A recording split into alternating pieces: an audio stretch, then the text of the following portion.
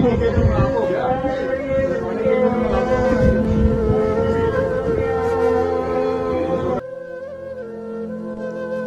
समय जिथे पंजाब नूं एक कुदरती आफत ने घेरिया होया है, इस समय दौरान एक अजिही घटना, एक कहानी सामने आई है जिसने हर एक नूं इमोशनल करके, भावुक करके रख दिता है।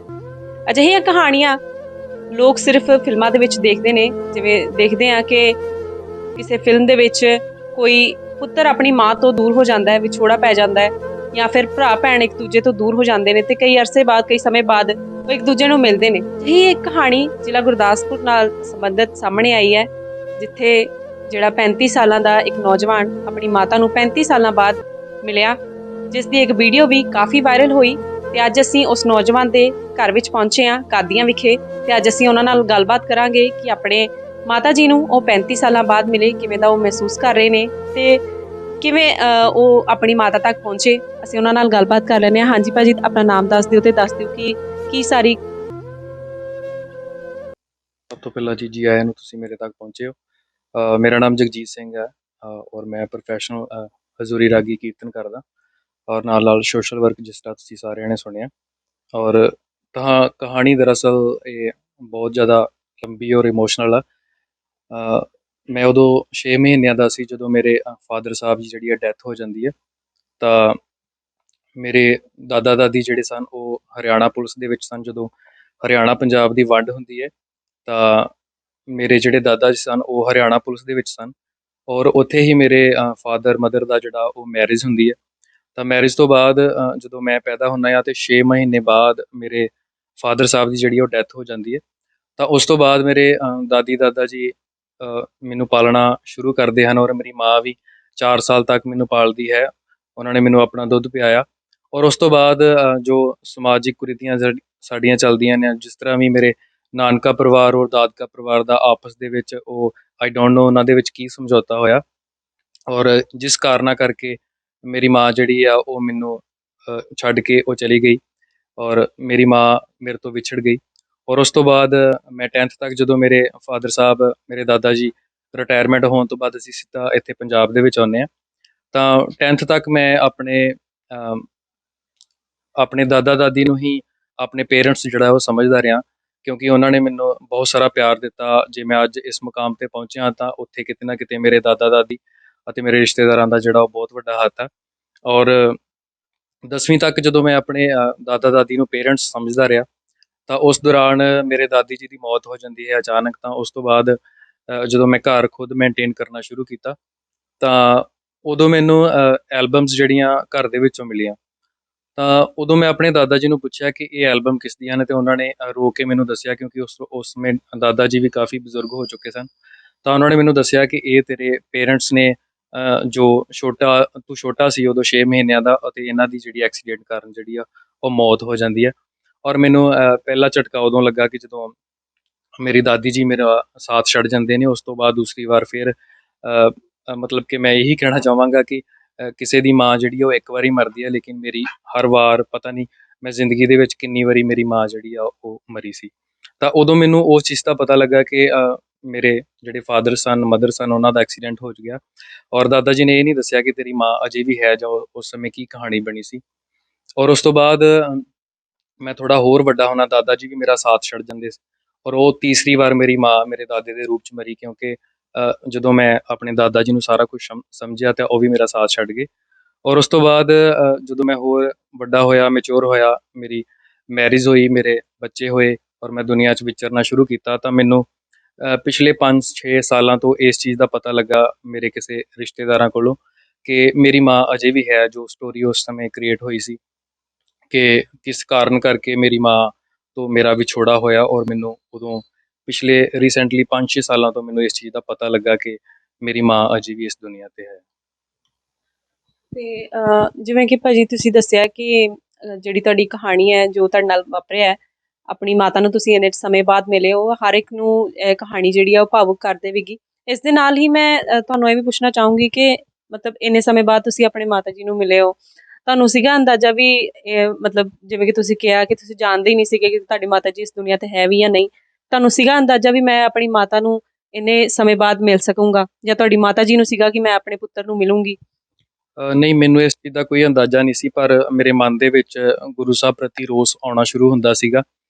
ਬਟ ਉਦੋਂ ਮੈਨੂੰ ਗੁਰਬਾਣੀ ਨੇ ਇਹ ਓਟ ਆਸਰਾ ਦਿੱਤਾ ਸੀ ਕਿ ਜੋ ਸਾਡੇ ਧੁਰ ਲਿਖੇ ਹੋਏ ਕਰਮ ਨੇ ਸਾਡੇ, ਉਹ ਸਾਨੂੰ ਜ਼ਰੂਰ ਅੱਗੇ ਜਾਂ ਅਸੀਂ ਕੋਈ ਸੇਵਾ ਕਰਦੇ ਹਾਂ ਉਹਦਾ ਫਲ ਸਾਨੂੰ ਜ਼ਰੂਰ ਮਿਲਦਾ। ਤਾਂ ਮੇਰੀ ਮਾਂ ਨੂੰ ਤੇ ਸ਼ੁਰੂ ਤੋਂ ਹੀ ਆਸ ਸੀ, ਕਿਉਂਕਿ ਹੁਣ ਮੈਂ ਉਹਨੂੰ ਮਿਲਿਆ ਤੇ ਸਾਰਾ ਉਹਨਾਂ ਕੋਲ ਬਹਿ ਕੇ ਪੁੱਛਿਆ, ਤੇ ਉਹਨਾਂ ਨੂੰ ਸ਼ੁਰੂ ਤੋਂ ਹੀ ਆਸ ਸੀ ਕਿ ਮੇਰਾ ਪੁੱਤ ਕਦੀ ਜਵਾਨ ਹੋ ਕੇ ਮੈਨੂੰ ਮਿਲੇਗਾ। ਬਟ ਮੈਨੂੰ ਇਸ ਚੀਜ਼ ਬਾਰੇ ਪਤਾ ਨਹੀਂ ਸੀ, ਕਿਉਂਕਿ ਜਦੋਂ ਮੈਨੂੰ ਪਤਾ ਲੱਗਿਆ ਕਿ ਮੇਰੀ ਮਾਂ ਇਸ ਦੁਨੀਆ ਤੇ ਹੈ, ਤਾਂ ਮੈਨੂੰ ਇਸ ਚੀਜ਼ ਦਾ ਕੋਈ ਅੰਦਾਜ਼ਾ ਨਹੀਂ ਸੀ ਕਿ ਉਹ ਕਿੱਥੇ ਹੈ, ਕਿੱਦਾਂ ਆ, ਜਾਂ ਅਜੇ ਇਸ ਦੁਨੀਆ ਤੇ ਹੈ ਵੀ ਜਾਂ ਨਹੀਂ ਹੈ। ਤੇ ਭਾਜੀ ਫਿਰ ਕਿਸ ਤਰ੍ਹਾਂ ਜਿਹੜਾ ਕ੍ਰਿਸ਼ਮਾ ਹੋਇਆ ਕਿ ਤੁਸੀਂ ਆਪਣੀ ਮਾਤਾ ਨੂੰ ਮਿਲੇ, ਕਿਵੇਂ ਪਹੁੰਚੇ ਉਹਨਾਂ ਤੱਕ? ਤੁਹਾਨੂੰ ਪਤਾ ਵੀ ਨਹੀਂ ਸੀ, ਜਿਵੇਂ ਕਿ ਤੁਸੀਂ ਦੱਸਿਆ ਕਿ ਤੁਹਾਨੂੰ ਨਹੀਂ ਸੀ ਪਤਾ ਵੀ ਉਹ ਕਿੱਥੇ ਰਹਿ ਰਹੇ ਨੇ, ਤੇ ਨਾ ਹੀ ਉਹਨਾਂ ਨੂੰ ਪਤਾ ਸੀ ਕਿ ਤੁਸੀਂ ਕਿੱਥੇ ਹੋ। ਸੋ ਕਿਸ ਤਰ੍ਹਾਂ ਫਿਰ ਤੁਹਾਡਾ ਜਿਹੜਾ ਆਪਣੀ ਮਾਤਾ ਜੀ ਨਾਲ ਮਿਲਾਪ ਹੋਇਆ? ਰੀਸੈਂਟਲੀ 5-6 ਸਾਲਾਂ ਤੋਂ ਜਿਹੜੇ ਮੇਰੇ ਕਾਫੀ ਫਰੈਂਡ ਸੀ, ਔਰ ਦੇ ਵਿੱਚ ਵੀ ਪਿੰਟੂ ਰਿਆੜ ਭਾਜੀ ਨੇ, ਹੋਰ ਵੀ ਮੇਰੇ ਫਰੈਂਡ ਨੇ, ਔਰ ਉਹਨਾਂ ਨੂੰ ਮੈਂ ਜਦੋਂ ਆਪਣੀ ਸਟੋਰੀ ਬਾਰੇ ਦੱਸਣਾ, ਤੇ ਉਹਨਾਂ ਨੇ ਬੜਾ ਮੈਨੂੰ ਕਹਿਣਾ ਕਿ ਆਪਾਂ ਕਿਸੇ ਨਾ ਕਿਸੇ ਤਰੀਕੇ ਫਾਈਂਡ ਆਊਟ ਤੇਰਾ ਪਰਿਵਾਰ ਜਿਹੜਾ ਉਹ ਲੱਭੀਏ। ਬਟ ਕੋਈ ਸਾਨੂੰ ਕਲਿਊ ਨਹੀਂ, ਕਿਸੇ ਚੀਜ਼ ਦਾ ਕੁਝ ਇਲਮ ਨਹੀਂ ਸੀ ਕਿ ਆਪਾਂ ਕਿੱਦਾਂ ਉਹਨੂੰ ਫਾਈਂਡ ਆਊਟ ਕਰ ਸਕੀਏ। ਪਰ ਰੀਸੈਂਟਲੀ ਪਿਛਲੇ 19 ਤਰੀਕ ਨੂੰ ਜਦੋਂ ਮੈਂ ਫਲੱਡ ਦੇ ਵਿੱਚ ਸੇਵਾ ਨਿਭਾ ਰਿਹਾ ਸੀ, ਸਾਡੀਆਂ ਟੀਮਾਂ ਖਾਲਸਾ ਏਡ ਦੀਆਂ ਔਰ ਭਾਈ ਕਨ੍ਹਈਆ ਜੀ NGO ਦੀਆਂ ਟੀਮਾਂ ਫਲੱਡ ਏਰੀਆ 'ਚ ਸਾਡੀ ਡਿਊਟੀ ਲੱਗੀ, ਔਰ ਮੈਂ ਰੈਸਕਿਊ ਟੀਮ ਦੇ ਨਾਲ ਉੱਥੇ ਕਿਸੇ ਪਿੰਡ ਦੇ ਵਿੱਚ ਸੀਗਾ। ਤਾਂ ਅਚਾਨਕ ਉੱਥੇ ਮੈਨੂੰ ਮੇਰੀ ਭੂਆ ਜੀ ਦਾ ਫੋਨ ਆਉਂਦਾ ਹੈ ਕਿ ਬੇਟਾ, ਵੈਸੇ ਨਾਰਮਲ ਉਹਨਾਂ ਨੇ ਗੱਲ ਕੀਤੀ ਕਿ ਬੇਟਾ ਤੂੰ ਕਿੱਥੇ ਆ, ਕਿਹੜੇ ਏਰੀਏ 'ਚ ਆ, ਕੀ ਕਰ ਰਿਹਾ? ਔਰ ਮੈਂ ਉਹਨਾਂ ਨੂੰ ਕਿਹਾ ਕਿ ਮੈਂ ਪਟਿਆਲੇ 'ਚ ਹਾਂ। ਤਾਂ ਅਚਾਨਕ ਅੱਜ ਤੱਕ ਮੇਰੀ ਭੂਆ ਜੀ ਨੂੰ ਸ਼ਾਇਦ ਕਿਤੇ ਨਾ ਕਿਤੇ ਕੁਝ ਪਤਾ ਸੀਗਾ, ਬਟ ਉਹ ਵੀ ਉਦੋਂ ਪੂਰੀ ਕਹਾਣੀ ਉਹਨਾਂ ਨੂੰ ਯਾਦ। ਬਟ ਉਹਨਾਂ ਨੇ ਮੈਨੂੰ ਕਿਹਾ ਕਿ ਸ਼ਾਇਦ ਤੇਰੇ ਨਾਨਕੇ ਜਿਹੜੇ ਨੇ ਉਹ ਪਟਿਆਲੇ ਏਰੀਏ 'ਚ ਆ। ਤਾਂ ਮੈਂ ਉਸ ਸਮੇਂ ਪੂਰਾ ਸ਼ੌਕ ਹੋ ਕੇ ਉਹਨਾਂ ਨੂੰ ਇੱਕਦਮ ਖਲੋ ਕੇ ਦੁਬਾਰਾ ਪੁੱਛਿਆ ਕਿ ਪਲੀਜ਼ ਦੱਸਿਓ ਤੁਸੀਂ ਕੀ ਕਿਹਾ? ਤਾਂ ਉਹਨਾਂ ਨੇ ਕਿਹਾ ਕਿ ਤੇਰੇ ਨਾਨਕੇ ਇਹ ਪਟਿਆਲੇ ਜ਼ਿਲ੍ਹੇ 'ਚ ਸੀਗੇ। ਤਾਂ ਮੈਂ ਉਹਨਾਂ ਨੂੰ ਪੁੱਛਿਆ ਕਿ ਪਲੀਜ਼ ਤੁਸੀਂ ਪਿੰਡ ਦਾ ਨਾਮ ਕੁਛ ਦੱਸ ਸਕਦੇ ਹੋ ਜੇ ਤੁਹਾਨੂੰ ਪਤਾ ਹੋਵੇ? ਤਾਂ ਭੂਆ ਜੀ ਕੋ ਅੱਜ 35 ਸਾਲ ਤੱਕ ਮੈਂ ਅੱਜ ਤੱਕ ਉਸ ਪਿੰਡ ਦਾ ਨਾਮ ਨਹੀਂ ਸੁਣਿਆ, ਤੇ ਗੁਰੂ ਸਾਹਿਬ ਨੇ ਉਹਨਾਂ ਦੇ ਮੂੰਹ ਚੋਂ ਨਿਕਲਵਾਇਆ ਕਿ ਸ਼ਾਇਦ ਬੋਹੜਪੁਰ ਜਾਂ ਬੋਧਪੁਰ, ਇਸ ਤਰ੍ਹਾਂ ਉਹਨਾਂ ਨੇ ਦੋ ਕੁ ਨਾਮ ਮਿਕਸ ਕਰਕੇ ਮੈਨੂੰ ਦੱਸਿਆ। ਬਟ ਮੇਰੇ ਨਾਲ ਜਿਹੜੇ ਮੇਰੇ ਫਰੈਂਡ ਸੀਗੇ, ਉਹਨਾਂ ਨੂੰ ਜਦੋਂ ਮੈਂ ਉਹਨਾਂ ਨਾਲ ਗੱਲ ਕੀਤੀ ਤਾਂ ਉਹਨਾਂ ਨੇ ਕਿਹਾ ਕਿ ਹਾਂ ਭਾਜੀ, ਜਿੱਥੇ ਆਪਾਂ ਖੜੇ ਹਾਂ ਇੱਥੋਂ 10 ਕਿਲੋਮੀਟਰ ਦੀ ਦੂਰੀ ਤੇ ਪਿੰਡ ਬੋਹੜਪੁਰ ਆ। ਤਾਂ ਮੈਂ ਕਿਤੇ ਨਾ ਕਿਤੇ ਬਹੁਤ ਖੁਸ਼ ਹੋਇਆ ਕਿ ਸ਼ਾਇਦ ਅੱਜ ਆਪਾਂ ਉਸ ਮੰਜ਼ਿਲ ਤੱਕ ਪਹੁੰਚਾਂਗੇ। ਤਾਂ ਉਸੇ ਸਮੇਂ ਮੈਂ ਉਹਨਾਂ ਨੂੰ, ਆਪਣੇ ਫਰੈਂਡਸ ਨੂੰ ਕਿਹਾ ਕਿ ਆਪਾਂ ਪਹਿਲਾਂ ਸੇਵਾ ਪੂਰੀ ਖਤਮ ਕਰ ਲਈਏ, ਬਟ ਉਹਨਾਂ ਨੇ ਜਿੱਦ ਕੀਤੀ ਕਿ ਨਹੀਂ, ਆਪਾਂ ਹੁਣੇ ਹੀ ਆਪਾਂ ਉਸ ਪਿੰਡ ਲਈ ਰਵਾਨਾ ਹੋਣਾ। ਤਾਂ ਫਿਰ ਆਪਾਂ ਸਾਰੇ ਫਰੈਂਡ ਉਸ ਬੋਹੜਪੁਰ ਪਿੰਡ ਦੇ ਵਿੱਚ ਆਪਾਂ ਪਹੁੰਚਦੇ ਹਾਂ, ਜਿੱਥੇ ਮੇਰੇ ਸ਼ਾਇਦ ਨਾਨਕੇ ਸੀ। ਬਿਲਕੁਲ ਭਾਜੀ, ਜਦੋਂ ਜਿਵੇਂ ਕਿ ਤੁਸੀਂ ਕਿਹਾ ਕਿ ਹੜ੍ਹ ਦੌਰਾਨ ਸੇਵਾ ਕਰਦੇ ਹੋਏ ਤੁਸੀਂ ਆਪਣੇ ਮਾਤਾ ਜੀ ਨੂੰ ਮਿਲੇ, ਇਸ ਤੋਂ ਇਹ ਸਾਬਤ ਹੁੰਦਾ ਹੈ ਕਿ ਜਦੋਂ ਅਸੀਂ ਪਰਮਾਤਮਾ ਦੇ ਲੜ ਲੱਗਦੇ ਹਾਂ ਤੇ ਆਪਣੀ ਲੋਕਾਂ ਦੀ ਭਲਾਈ ਲਈ ਕੰਮ ਕਰਦੇ ਹਾਂ, ਤੇ ਪਰਮਾਤਮਾ ਵੀ ਸਾਡੀ ਸੁਣਦਾ ਹੈ। ਤੇ ਹਰ ਜਿਹੜਾ ਵਿਅਕਤੀ ਹੈ ਉਹ ਇਹ ਸੁਣ ਕੇ ਜਿਵੇਂ ਤੁਸੀਂ ਕਿਹਾ ਕਿ ਤੁਸੀਂ ਵੀ ਇੱਕਦਮ ਸ਼ੌਕਡ ਹੋ ਗਏ, ਜਾਂ ਕਹਿ ਲਓ ਕਿ ਸਰਪ੍ਰਾਈਜ਼ਡ ਹੋ ਗਏ ਕਿ ਤੁਸੀਂ ਆਪਣੇ ਮਾਤਾ ਜੀ ਨੂੰ ਮਿਲੋਗੇ। ਇਸੇ ਤਰ੍ਹਾਂ ਹਰ ਕੋਈ ਵਿਅਕਤੀ ਜੋ ਤੁਹਾਡੀ ਕਹਾਣੀ ਸੁਣੇਗਾ, ਤੁਹਾਡੇ ਬਾਰੇ ਮਤਲਬ ਇਸ ਘਟਨਾ ਬਾਰੇ ਸੁਣੇਗਾ, ਉਹਨੂੰ ਵੀ ਖੁਸ਼ੀ ਜਿਹੜੀ ਆ ਉਹ ਜ਼ਰੂਰ ਮਹਿਸੂਸ ਹੋਏਗੀ। ਇਸ ਦੇ ਨਾਲ ਹੀ ਮੈਂ ਤੁਹਾਨੂੰ ਇਹ ਵੀ ਪੁੱਛੂੰਗੀ ਕਿ ਜਿਹੜੇ ਇਸ ਟਾਈਮ ਤਾਂ ਹੁਣ ਤੁਸੀਂ ਆਪਣੇ ਮਾਤਾ ਜੀ ਨੂੰ ਮਿਲ ਲਿਆ, ਤੇ ਹੁਣ ਫਿਰ ਤੁਸੀਂ ਉਹਨਾਂ ਨਾਲ ਗੱਲਬਾਤ ਕਰਦੇ ਹੋ? ਹਾਂਜੀ, ਡੇਲੀ ਗੱਲ ਹੁੰਦੀ ਹੈ ਮੇਰੀ ਮਾਂ ਦੇ ਨਾਲ, ਕਿਉਂਕਿ ਬਹੁਤ ਸਾਰੀ ਫੋਨ ਕਾਲਸ ਪਹਿਲਾਂ ਵੀ ਜੋ ਬਲੱਡ ਏਰੀਏ ਦੇ ਬਲੱਡ ਦੇ ਵਿੱਚ ਸੇਵਾ ਨਿਭਾਈਆਂ ਜਾਂਦੀਆਂ, ਤੇ ਫੋਨ ਕਾਲਸ ਆਉਂਦੀਆਂ ਨੇ। ਔਰ ਜਦੋਂ ਅੱਜ ਵੀ ਮੇਰੀ ਮਾਂ ਦਾ ਫੋਨ ਕਾਲ ਆਉਂਦਾ ਹੈ ਸਵੇਰੇ ਸ਼ਾਮ, ਤਾਂ ਉਹ ਇਹੀ ਪੁੱਛਦੀ ਹੈ ਕਿ ਬੇਟਾ ਕਿੱਥੇ ਆ, ਕੀ ਕਰ ਰਿਹਾ, ਰੋਟੀ ਖਾ ਲਈ ਹੈ, ਟਾਈਮ ਨਾਲ ਘਰ ਆ ਜਾ। ਤੇ ਡੇਲੀ ਮੇਰੀ ਮਾਂ ਨਾਲ ਮੇਰੀ ਗੱਲ ਹੁੰਦੀ ਹੈ। ਹੁਣੇ ਵੀ 2 ਫੋਨ ਮੇਰੀ ਮਾਂ ਦੇ ਆਏ ਨੇ, ਤਾਂ ਬਹੁਤ ਖੁਸ਼ੀ ਮਹਿਸੂਸ ਹੁੰਦੀ ਹੈ ਕਿ ਮੇਰੀ ਮਾਂ, ਜਿਹਨੂੰ ਮੈਂ ਤਰਸਦਾ ਰਿਹਾ, ਅੱਜ ਮੇਰੇ ਨਾਲ ਗੱਲ ਕਰ ਰਹੀ ਹੈ। ਇਸ ਦੇ ਨਾਲ ਭਾਜੀ ਇਹ ਵੀ ਦੱਸ ਦਿਓ ਕਿ ਜਦੋਂ ਤੁਸੀਂ ਆਪਣੇ ਮਾਤਾ ਜੀ ਨੂੰ ਮਿਲੇ, ਕਿਵੇਂ ਤੁਸੀਂ ਉਹਨਾਂ ਨੂੰ ਪਹਿਚਾਣਿਆ, ਜਾਂ ਉਹਨਾਂ ਨੇ ਕਿਵੇਂ ਤੁਹਾਡੀ ਪਹਿਚਾਣ ਆਈ, ਉਹਨਾਂ ਨੂੰ ਕਿ ਆਈ ਮੇਰਾ ਪੁੱਤਰ ਹੈ?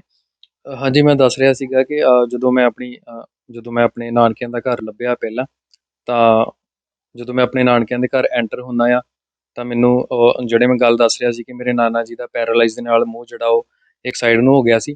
ਤਾਂ ਉਸ ਚੀਜ਼ ਨੂੰ ਲੈ ਕੇ ਆਪਾਂ ਨਾਨਕਿਆਂ ਦੇ ਘਰ ਜਦੋਂ ਪਹੁੰਚੇ, ਤਾਂ ਮੇਰੀ ਨਾਨੀ ਜੀ ਇਕੱਲੇ ਘਰ ਸੀ, ਔਰ ਉਹਨਾਂ ਨੂੰ ਮੈਂ ਵਿਸ਼ ਕਰਕੇ ਅੰਦਰ ਬੈਠੇ ਆਪਾਂ ਉਹਨਾਂ ਨੂੰ ਕਿਹਾ ਕਿ ਤੁਹਾਨੂੰ ਆਪਾਂ ਮਿਲਣਾ। ਤਾਂ ਜਦੋਂ ਉਹ ਮੇਰੇ ਵਾਸਤੇ ਪਾਣੀ ਦਾ ਗਲਾਸ ਲੈ ਕੇ ਆਉਂਦੇ ਨੇ, ਤੇ ਮੈਨੂੰ ਕਹਿੰਦੇ ਕਿ ਬੇਟਾ, ਤੇ ਸ਼ਾਇਦ ਮੈਂ ਤੈਨੂੰ ਕਿਤੇ ਦੇਖਿਆ ਲੱਗਦਾ। ਤਾਂ ਉਸ ਸਮੇਂ ਮੇਰੀਆਂ ਅੱਖਾਂ ਦੇ ਵਿੱਚ ਬਹੁਤ ਸਾਰਾ ਵੈਰਾਗ ਇੱਕ ਪੈਦਾ ਹੋਇਆ ਕਿ ਸ਼ਾਇਦ ਇਹ ਮੇਰੀ ਨਾਨੀ ਹੈ। ਬਟ ਮੈਂ ਉਹਨਾਂ ਨੂੰ ਕੁਐਸਚਨ ਪੁੱਟ ਕਰ ਰਿਹਾ ਸੀ, ਬਟ ਮੈਂ ਉਹਨਾਂ ਨੂੰ ਆਪਣੇ ਗੱਲ ਦੇ ਨਾਲ ਲਾਉਣਾ ਚਾਹੁੰਦਾ ਸੀ ਕਿ ਨਾਨੀ ਦਾ ਪਿਆਰ ਵੀ ਮੈਨੂੰ ਕਦੀ ਨਸੀਬ ਨਹੀਂ ਸੀ ਹੋਇਆ। ਤਾਂ ਉਸ ਸਮੇਂ ਮੈਂ ਜਦੋਂ ਉਹਨਾਂ ਨੂੰ ਸਵਾਲ ਪੁੱਛਿਆ ਕਿ ਤੁਹਾਡੇ ਕਿੰਨੇ ਬੱਚੇ ਨੇ, ਔਰ ਉਹਨਾਂ ਨੇ ਮੈਨੂੰ ਦੱਸਿਆ ਕਿ ਮੇਰੀਆਂ 4 ਬੇਟੀਆਂ, 1 ਬੇਟਾ ਆ। ਤਾਂ ਫਿਰ ਮੈਂ ਉਹਨਾਂ ਨੂੰ ਸਵਾਲ ਕੀਤਾ ਕਿ ਤੁਹਾਡੀ ਕੋਈ ਇਹੋ ਜਿਹੀ ਬੇਟੀ ਜਿਨ੍ਹਾਂ ਦਾ ਹਸਬੈਂਡ ਦੀ ਡੈਥ ਹੋ ਗਈ, ਉਹਨਾਂ ਦਾ ਕੋਈ ਪਹਿਲਾ ਬੇਟਾ ਹੋਏ। ਤਾਂ ਉਹਨਾਂ ਨੇ ਪਹਿਲਾਂ ਥੋੜ੍ਹਾ ਘਬਰਾ ਕੇ, ਗੁੱਸੇ 'ਚ ਆ ਕੇ ਪਹਿਲਾਂ ਪੁੱਛਿਆ, ਤੇ ਫਿਰ ਉਹਨਾਂ ਨੇ ਆਸਾਨੀ ਨਾਲ ਮੈਨੂੰ ਇਹ ਦੱਸਿਆ ਕਿ ਹਾਂ, ਇਹ ਮੇਰੀ ਇੱਕ ਬੇਟੀ ਸੀ, ਜਿਸ ਦੀ ਅਸੀਂ ਪਹਿਲਾਂ ਮੈਰਿਜ ਕੀਤੀ ਔਰ ਉਹਨਾਂ ਦੇ ਹਸਬੈਂਡ ਦੀ ਡੈਥ ਹੋ ਗਈ ਸੀ, ਤੇ ਆਪਾਂ ਉਹਨਾਂ ਨੂੰ ਇੱਥੇ ਵਾਪਸ ਲੈ ਆਏ। ਤਾਂ ਉਹਨਾਂ ਨੇ ਕਿਹਾ ਕਿ ਹਾਂ, ਉਸਦਾ ਇੱਕ ਪੁੱਤਰ ਸੀਗਾ ਜਿਸ ਦਾ ਨਾਮ ਸੋਨੂ ਸੀ। ਤਾਂ ਮੇਰੇ ਅੱਖਾਂ ਅੱਗੇ ਪੂਰਾ ਹਨੇਰਾ ਛਾ ਗਿਆ, ਤੇ ਮੈਂ ਕਿਹਾ ਕਿ ਮੈਂ ਉਹ ਬਦਨਸੀਬ ਸੋਨੂੰ ਤੁਹਾਡੇ ਸਾਹਮਣੇ ਖੜਾ ਹਾਂ, ਤੇ ਮੈਂ ਆਪਣੀ ਨਾਨੀ ਨੂੰ ਮਿਲਿਆ। ਜੋ ਸੀਨ ਤੁਸੀਂ ਮੇਰੀ ਮਾਂ ਦੇ ਨਾਲ ਫੇਸਬੁੱਕ ਤੇ ਜਾਂ ਜਿਸ ਤਰ੍ਹਾਂ ਸੋਸ਼ਲ ਮੀਡੀਆ ਤੇ ਦੇਖਿਆ ਮਿਲਾਪ ਦਾ, ਸੇਮ ਉਹੀ ਸੀਨ ਜਦੋਂ ਮੈਂ ਆਪਣੀ ਨਾਨੀ ਨੂੰ ਮਿਲਿਆ, ਉਸ ਟਾਈਮ ਤੇ ਵੀ ਇਹੀ ਸੀਨ ਕ੍ਰੀਏਟ ਹੋਇਆ ਸੀਗਾ, ਬਹੁਤ ਇਮੋਸ਼ਨਲ ਭਰਿਆ। ਔਰ ਉਸ ਤੋਂ ਬਾਅਦ ਮੈਂ ਆਪਣੇ ਫੈਮਿਲੀ ਬਾਰੇ, ਸਾਰੇ ਨਾਨਕੇ ਪਰਿਵਾਰ ਬਾਰੇ ਪੁੱਛਿਆ, ਤਾਂ ਉਹਨਾਂ ਨੇ ਦੱਸਿਆ ਕਿ ਮੇਰੀਆਂ 4 ਮਾਸੀਆਂ ਔਰ ਇੱਕ ਮਾਮਾ ਜੀ ਨੇ। ਤਾਂ ਫਿਰ ਜਦੋਂ ਉਹਨਾਂ ਨੇ ਦੱਸਿਆ, ਮੈਂ ਆਪਣੀ ਮਾਂ ਬਾਰੇ ਪੁੱਛਿਆ, ਤੇ ਫਿਰ ਉਹਨਾਂ ਨੇ ਮੇਰੀ ਮਾਂ ਬਾਰੇ ਜ਼ਿਕਰ ਕੀਤਾ ਕਿ ਉਹ ਸਮਾਣਾ ਸ਼ਹਿਰ ਦੇ ਵਿੱਚ ਨੇ, ਆਪਾਂ ਉਹਨਾਂ ਦੀ ਮੈਰਿਜ ਕੀਤੀ ਸੀ ਔਰ ਅੱਗੋਂ ਵੀ ਉਹਨਾਂ ਦੀ ਜ਼ਿੰਦਗੀ ਜਿਹੜੀ ਬਹੁਤ ਦੁੱਖਾਂ ਭਰੀ ਸੀ। ਇਹ ਸੁਣ ਕੇ ਮੇਰੇ ਮਨ ਨੂੰ ਬਹੁਤ ਦੁੱਖ ਲੱਗਾ। ਉਹਨਾਂ ਨੇ ਮੈਨੂੰ ਕਿਹਾ ਕਿ ਤੇਰੀ ਮਾਂ ਨੂੰ ਅੱਜ ਹੀ ਆਪਾਂ ਮਿਲਾਉਣਾ ਆ, ਬਟ ਮੈਂ ਉਹਨਾਂ ਨੂੰ ਮਨਾ ਕੀਤਾ ਕਿ ਨਹੀਂ, ਮੈਂ ਅੱਜ ਨਹੀਂ ਮਿਲਣਾ, ਮੈਂ ਕੱਲ੍ਹ ਆਪਣੀ ਫੈਮਿਲੀ ਦੇ ਨਾਲ, ਮੇਰੇ ਜਿਹੜੇ ਫਰੈਂਡ ਨੇ ਮੈਨੂੰ ਪਿਆਰ ਕਰਦੇ ਉਹਨਾਂ ਨੂੰ ਨਾਲ ਲੈ ਕੇ, ਤਾਂ ਮੈਂ ਫਿਰ ਸਵੇਰੇ ਅਰਲੀ ਮੋਰਨਿੰਗ ਤੁਹਾਡੇ ਕੋਲ ਆਵਾਂਗਾ। ਤੇ ਉਸ ਰਾਤ ਫਿਰ ਮੈਂ ਵਾਪਸ ਆਪਣੇ ਘਰ ਆਏ, ਬਟ ਉਹ ਰਾਤ ਜਿਹੜੀਆਂ 35 ਸਾਲਾਂ ਦੇ ਵਿੱਚ, ਉਹ ਜਿਹੜੀ ਰਾਤ ਸੀ, ਉਹ ਮੇਰੀ ਸਭ ਤੋਂ ਲੰਬੀ ਔਰ ਦੁੱਖਾਂ ਭਰੀ ਰਾਤ ਸੀ, ਕਿਉਂਕਿ ਮੈਂ ਆਪਣੀ ਮਾਂ ਨੂੰ ਉਸ ਰੂਪ ਦੇ ਵਿੱਚ ਦੇਖਣਾ ਸੀਗਾ ਜੋ ਮੈਂ ਐਕਸੈਪਟ ਨਹੀਂ ਸੀ ਕੀਤਾ ਕਦੇ ਵੀ। ਮੈਂ ਸੋਚਿਆ ਸੀ ਕਿ ਮੇਰੀ ਮਾਂ ਜਿਹੜੀ ਹੈ ਮੈਨੂੰ ਕਦੀ ਮਿਲੇਗੀ, ਬਟ ਉਹ ਇਸ ਕੰਡੀਸ਼ਨ ਦੇ ਵਿੱਚ ਸੀ ਕਿ ਉਹ ਦੁੱਖਾਂ ਭਰੇ ਹਾਲਾਤ ਦੇ ਵਿੱਚ, ਉਹਦੀ ਲੱਤ ਵੀ ਜਿਹੜੀ ਉਹ ਟੁੱਟ ਚੁੱਕੀ ਸੀ। ਔਰ ਮੈਂ ਆਪਣੀ ਮਾਂ ਨੂੰ ਜਿਹੜਾ ਅਗਲੇ ਦਿਨ ਜਾ ਕੇ ਜਦੋਂ ਮਿਲਿਆ, ਉਹ ਸਾਰਾ ਸੀਨ ਤੁਸੀਂ ਜਿਹੜਾ ਫੇਸਬੁੱਕ ਤੇ ਦੇਖ ਲਿਆ ਜੀ। ਬਿਲਕੁਲ ਭਾਜੀ, ਇਹ ਜਿਹੜੀ ਤੁਸੀਂ ਲੋਕਾਂ ਦੀ ਭਲਾਈ ਲਈ ਗਏ ਸੀ, ਹਰ ਦੌਰਾਨ ਲੋਕਾਂ ਦੀ ਸੇਵਾ ਕਰਨ ਲਈ, ਤੇ ਇਹ ਸੇਵਾ ਦਾ ਇਹ ਫਲ ਤੁਹਾਨੂੰ ਮਿਲਿਆ, ਤੇ ਪਰਮਾਤਮਾ ਨੂੰ ਕਾਫੀ ਮੰਨਦੇ ਹੋ। ਤੇ ਜਿਹੜੇ ਤੁਸੀਂ ਅੱਜ ਦੀ ਨੌਜਵਾਨ ਪੀੜ੍ਹੀ ਨੂੰ ਕੀ ਅਪੀਲ ਕਰਨਾ ਚਾਹੋਗੇ, ਕੀ ਸੰਦੇਸ਼ ਦੇਣਾ ਚਾਹੋਗੇ? ਬਿਲਕੁਲ ਜੀ, ਮੈਂ ਆਪਣੀ ਲਾਈਫ 'ਚ ਜਦੋਂ ਸੇਵਾ ਦਾ ਕੰਮ ਸ਼ੁਰੂ ਕੀਤਾ, ਮੈਂ ਜਦੋਂ ਸੇਵਾ ਦੀ ਲਾਈਨ 'ਚ ਪਿਆ ਵਾਂ, ਮੇਰੀ ਜ਼ਿੰਦਗੀ ਦੀ ਇੱਕ ਬਹੁਤ ਵੱਡੀ ਘਟਨਾ ਉਦੋਂ ਵਾਪਰੀ ਸੀ ਜਦੋਂ ਮੈਂ ਸੇਵਾ ਦੇ ਵਿੱਚ ਆਇਆ, ਔਰ ਉਹ ਮੈਂ ਸ਼ਾਰਟ ਦੇ ਵਿੱਚ ਤੁਹਾਨੂੰ ਦੱਸਣੀ ਚਾਹਾਂਗਾ ਕਿ ਉਦੋਂ ਮੈਂ ਅੱਜ ਤੋਂ 15 ਸਾਲ ਪਹਿਲਾਂ ਦੀ ਗੱਲ ਹੈ, ਔਰ ਮੈਂ ਰੋਡ ਤੇ ਜਾ ਰਿਹਾ ਸੀ, ਕਿਸੇ ਲੇਡੀਜ਼ ਦਾ, ਭੈਣ ਦਾ ਐਕਸੀਡੈਂਟ ਹੋ ਜਾਂਦਾ, ਔਰ ਉਹ ਰੋਡ ਦੇ ਉੱਤੇ ਉਹਦੇ ਬਲੀਡਿੰਗ ਹੋ ਰਹੀ ਸੀ ਫੇਸ ਦੇ, ਤੇ ਉਹ ਲੇਟੀ ਪਈ ਸੀ, ਕੋਈ ਉਸ ਨੂੰ ਚੁੱਕ ਨਹੀਂ ਸੀ ਰਿਹਾ। ਤਾਂ ਮੈਂ ਅਚਾਨਕ ਦੇਖਿਆ ਔਰ ਉਹਨਾਂ ਨੂੰ ਚੁੱਕ ਕੇ ਹਸਪੀਟਲ ਦੇ ਵਿੱਚ ਖੜਿਆ, ਔਰ ਉਹਨਾਂ ਨੇ, ਡਾਕਟਰ ਜਿਹੜੇ ਸਾਡੇ ਕਾਦੀਆਂ ਦੇ ਸੀ, ਉਹਨਾਂ ਨੇ ਫਸਟ ਏਡ ਕੀਤਾ, ਔਰ ਉਹਨਾਂ ਨੇ ਕਿਹਾ ਕਿ ਇਹਨਾਂ ਨੂੰ ਅੰਮ੍ਰਿਤਸਰ ਰੈਫਰ ਕਰਨਾ ਪਏਗਾ। ਔਰ ਮੈਂ ਇਕੱਲਾ ਹੀ, ਮੇਰੀ ਨਵੀਂ ਮੈਰਿਜ ਵੀ ਉਦੋਂ ਹੋਈ ਸੀ, ਔਰ ਮੈਂ ਘਰ ਕੁਝ ਨਹੀਂ ਦੱਸਿਆ। ਉਸ ਲੇਡੀਜ਼ ਨੂੰ ਲੈ ਕੇ ਐਂਬੂਲੈਂਸ ਦੇ ਵਿੱਚ ਮੈਂ ਜਦੋਂ ਰਸਤੇ 'ਚ ਗਿਆ, ਤਾਂ ਅਚਾਨਕ ਉਸ ਲੇਡੀ ਨੇ ਮੇਰਾ ਹੱਥ ਫੜ ਕੇ ਔਰ ਮੈਨੂੰ ਪੁੱਛਿਆ ਕਿ ਮੇਰਾ ਬੇਟਾ ਕਿੱਥੇ ਆ, ਔਰ ਉਹਦਾ ਬੇਟਾ ਬਿਲਕੁਲ ਸਹੀ ਸੀਗਾ, ਔਰ ਉਦੋਂ ਉਹਨਾਂ ਨੇ ਖੂਨ ਦੀ ਉਲਟੀ ਮੇਰੇ ਉੱਪਰ ਕੀਤੀ, ਔਰ ਉਸ ਤੋਂ ਬਾਅਦ ਉਹ ਬੇਹੋਸ਼ ਹੋ ਗਏ। ਤਾਂ ਮੈਂ ਇਹਨਾਂ ਨੂੰ ਅੰਮ੍ਰਿਤਸਰ KD ਹਸਪੀਟਲ ਦੇ ਵਿੱਚ ਐਡਮਿਟ ਕਰਵਾਇਆ, ਔਰ ਰਾਤ ਉਹਨਾਂ ਦਾ ਆਪਰੇਟ ਚੱਲਿਆ। ਉਹਨਾਂ ਦਾ ਸਾਰਾ ਜਿਹੜਾ ਫੇਸ ਸੀਗਾ ਉਹ ਖਰਾਬ ਹੋ ਗਿਆ ਸੀ, ਇੱਕ ਅੱਖ ਵੀ ਖਰਾਬ ਹੋ ਗਈ। ਤਾਂ ਉਹਨਾਂ ਦਾ ਰਾਤ ਆਪਰੇਸ਼ਨ ਹੋਇਆ, ਉਸ ਦੌਰਾਨ ਉਹਨਾਂ ਦਾ ਪਤਾ ਲੱਗ ਚੁੱਕਾ ਸੀ ਸਵੇਰ ਤੱਕ ਕਿ ਉਹ ਲੇਡੀ ਜਿਹੜੇ ਕਿੱਥੋਂ ਦੇ ਨੇ। ਖੈਰ, ਉਹ ਸਮਾਂ ਬੀਤਿਆ, ਉਹ ਲੇਡੀਜ਼ ਦੀ ਜਾਨ ਬਚੀ। ਹੁਣ ਰੀਸੈਂਟਲੀ ਪਿਛਲੇ 10 ਸਾਲਾਂ ਬਾਅਦ ਸਮਾਂ ਲੰਘਿਆ, 5-6 ਸਾਲ ਬਾਅਦ ਮੈਂ ਕਿਸੇ ਸਟੇਜ ਦੇ ਉੱਤੇ ਕੀਰਤਨ ਕਰ ਰਿਹਾ ਸੀ, ਤੇ ਅਚਾਨਕ ਉਹ ਇੱਕ ਲੇਡੀ ਮੇਰੇ ਕੋਲ ਆਉਂਦੀ ਹੈ। ਉਹਨਾਂ ਨੇ ਮੈਨੂੰ ਕੀਰਤਨ ਕਰਦਿਆਂ ਨੂੰ ਮੈਨੂੰ ਜ਼ੋਰ ਨਾਲ ਆਪਣੀਆਂ ਬਾਹਾਂ ਵਿੱਚ ਲੈ ਕੇ ਮੈਨੂੰ ਰੋਣ ਲੱਗ ਪਈ। ਤਾਂ ਸਾਰੇ ਮੇਰੇ ਫਰੈਂਡਸ ਹੈਰਾਨ ਹੋ ਗਏ, ਉੱਥੇ ਸੰਗਤ ਵੀ ਬੈਠੀ ਕਿ ਇਹ ਕੀ ਹੋ ਰਿਹਾ ਹੈ। ਮੈਂ ਸੋਚਿਆ ਸ਼ਾਇਦ ਉਸ ਨੂੰ ਮੇਰਾ ਕੋਈ ਸ਼ਬਦ ਪਸੰਦ ਆਇਆ ਹੋਏਗਾ, ਜਿਸ ਕਰਕੇ ਉਹ ਇੰਨਾ ਵਿਰਾਗ 'ਚ ਆਈ ਹੈ। ਬਟ ਉਹਨਾਂ ਨੇ ਮੈਨੂੰ ਜੋ ਕਿਹਾ, ਉਹ ਮੈਨੂੰ ਉਹਨੇ ਜਦੋਂ ਪੁੱਛਿਆ, ਮੈਂ ਉਹਨਾਂ ਨੂੰ ਪੁੱਛਿਆ, ਭੈਣ ਜੀ ਕੀ ਪ੍ਰੋਬਲਮ ਹੈ, ਕੀ ਹੋਇਆ? ਤਾਂ ਉਹਨਾਂ ਨੇ ਕਿਹਾ ਕਿ ਮੈਂ ਉਹੀ ਭੈਣ ਆ ਤੇਰੀ, ਜਿਹਦੀ ਤੂੰ ਇੱਕ ਵਾਰੀ ਜਾਨ ਬਚਾਈ ਸੀ।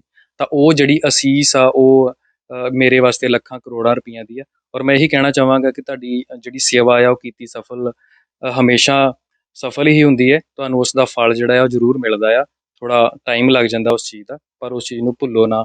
ਸੇਵਾ ਜਿਹੜੀ ਹੈ, ਮੈਨੂੰ ਮੇਰੀ ਸੇਵਾ ਦਾ ਫਲ ਜਿਹੜਾ ਗੁਰੂ ਸਾਹਿਬ ਨਾਲ ਦਿੰਦੇ ਰਹੇ ਨੇ, ਔਰ ਦਿੰਦੇ ਆ ਰਹੇ ਨੇ, ਔਰ ਮੈਂ ਆਸ ਕਰਦਾ ਦਿੰਦੇ ਰਹਿਣਗੇ, ਔਰ ਸਾਰਿਆਂ ਨੂੰ ਦੇਣਗੇ। ਤੇ ਅੰਤ ਦੇ ਵਿੱਚ ਮੈਂ ਇਹੀ ਸੰਦੇਸ਼ ਦੇਣਾ ਚਾਹੁੰਦਾ ਕਿ ਆਪਣੇ ਮਾਂ ਪਿਓ ਦੀ ਸੇਵਾ ਕਰੋ। ਮਾਂ ਤੋਂ ਬਿਨਾਂ ਕਿਸੇ ਹੋਰ ਦੀ ਸੇਵਾ ਜਿਹੜੀ ਹੈ ਉਹ ਵਿਅਰਥ ਹੈ। ਆਪਣੇ ਮਾਂ ਪਿਓ ਦੀ ਸੇਵਾ ਕਰੋ, ਬਿਰਧ ਆਸ਼ਰਮਾਂ ਦੇ ਵਿੱਚ ਨਾ ਛੱਡੋ ਜੋ ਅੱਜ ਦੇ ਹਾਲਾਤ ਬਣੇ ਪਏ ਨੇ, ਕਿਉਂਕਿ ਪਿਓ ਜਿਹੜਾ ਹੈ ਉਹ ਦੂਸਰਾ ਹੋ ਸਕਦਾ ਜਾਂ ਤੀਸਰਾ ਹੋ ਸਕਦਾ, ਲੇਕਿਨ ਮਾਂ ਜਿਹੜੀ ਹੈ ਤੁਹਾਡੀ ਉਹ ਐਂਡ ਤੱਕ ਇੱਕ ਰਹਿਣੀ ਹੈ। ਸੋ ਇਹਨਾਂ ਗੱਲਾਂ ਨਾਲ ਮੈਂ ਤੁਹਾਡੇ ਕੋਲ ਇਜਾਜ਼ਤ ਲੈਂਦਾ। ਸਤਿ ਸ਼੍ਰੀ ਅਕਾਲ ਜੀ। ਧੰਨਵਾਦ ਭਾਜੀ। ਸੋ ਇਹ ਸਨ ਭਾਜੀ ਜਗਜੀਤ ਸਿੰਘ ਜੀ, ਜਿਨ੍ਹਾਂ ਨੇ ਜਿਹੜੇ ਆਪਣੇ ਮਾਤਾ ਜੀ ਨੂੰ 35 ਸਾਲ ਬਾਅਦ ਮਿਲੇ। ਇਸ ਦੇ ਨਾਲ ਹੀ ਉਹਨਾਂ ਨੇ ਜਿਹੜੇ ਪੰਜਾਬ ਦੇ ਨੌਜਵਾਨ ਨੇ, ਉਹਨਾਂ ਨੂੰ ਇਹ ਵੀ ਅਪੀਲ ਕੀਤੀ ਕਿ ਉਹ ਰੱਬ ਦੇ ਲੜ ਲੱਗਣ, ਤੇ ਨਾਲ ਹੀ ਲੋਕਾਂ ਦੀ ਸੇਵਾ ਕਰਨ, ਜਿਵੇਂ ਕਿ ਉਹਨਾਂ ਨੂੰ ਆਪਣੀ ਸੇਵਾ ਦਾ ਜਿਹੜਾ ਫਲ ਮਿਲਿਆ ਭਾਵੇਂ ਤਾਂ ਜਿਹੜੀ ਸੇਵਾ ਹੈ ਉਹ ਨਿਸਵਾਰਥ ਹੋਣੀ ਚਾਹੀਦੀ ਹੈ, ਪਰ ਇਸ ਦੇ ਨਾਲ ਹੀ ਜੇ ਤੁਸੀਂ ਸੇਵਾ ਕਰਦੇ ਹੋ ਤੇ ਰੱਬ ਤੁਹਾਨੂੰ ਉਹਦਾ ਜਿਹੜਾ ਫਲ ਹੈ ਉਹ ਜ਼ਰੂਰ ਦੇਗਾ। ਇਸ ਦੇ ਨਾਲ ਹੀ ਜਿਹੜੇ ਨੌਜਵਾਨ ਨੇ ਉਹ ਆਪਣੇ ਮਾਪਿਆਂ ਦੀ ਸੇਵਾ ਜ਼ਰੂਰ ਕਰਨ।